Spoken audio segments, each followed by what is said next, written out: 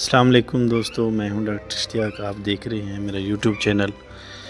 آج ہم ڈسکس کریں گے ایک بہت ہی خطرناک بیماری تھلیریا۔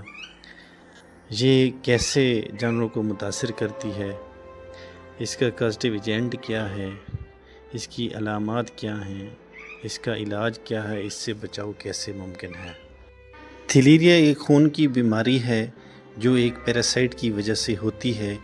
یہ بیماری زیادہ تر چیچڑوں کے ذریعے ایک جانور سے دوسرے جانور میں منتقل ہوتی ہے۔ اب آتے ہیں اس بیماری کی علامات کی طرف۔ اگر تھلیریا ہو گیا ہے تو جانور میں کون سی علامات نظر آئیں گی؟ جانور کو بخار تیز ہو جاتا ہے، 104 سے 107 ڈگری فارنہائٹ تک چلا جاتا ہے۔ جانور کھانا پینا کم ہو جاتا ہے، دودھ کی پیداوار میں کمی آ جاتی ہے، آنکھوں اور مسوڑوں کا رنگ پیلا ہو جاتا ہے یا سفید ہو جاتا ہے، جسم میں شدید کمزوری اور سستی نظر آتی ہے، جانور سانس تیزی سے لیتا ہے، لمف نوڈز یعنی گلٹیاں سوج جاتی ہیں، خاص طور پر گردن اور کندھوں کے قریب جو ہوتی ہیں۔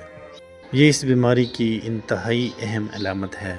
جانور کا وزن تیزی سے کم ہو جاتا ہے۔ تھلیریا ایک انتہائی خطرناک مرض ہے، یہ جانور کی جان بھی لے سکتا ہے۔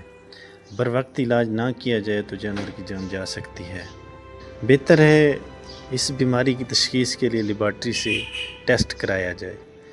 لیبارٹری میں یہ جراثیم آسانی سے ڈائگنوز ہو جاتا ہے۔ اب آتے ہیں اس کے علاج کی طرف۔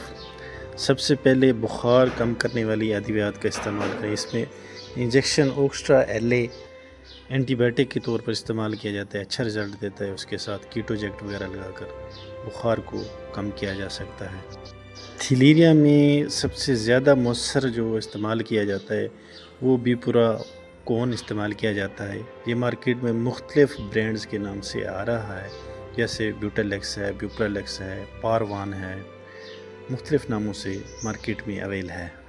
اس کے علاوہ خون بڑھانے والے سپلیمنٹس بھی دیے جانے چاہیے، وٹامن B کمپلیکس بھی دیا جاتا ہے، منرل اور توانائی کے لیے بھی مختلف چیزیں استعمال کی جا سکتی ہیں۔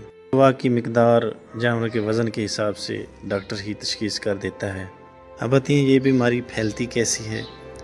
یہ بیماری بنیادی طور پر چیچڑوں کی وجہ سے ہی پھیلتی ہے۔ جب متاثرہ چیچڑ کسی ایک صحت مند جانور کا خون چوستا ہے تو بیماری اس جانور میں منتقل ہو جاتی ہے۔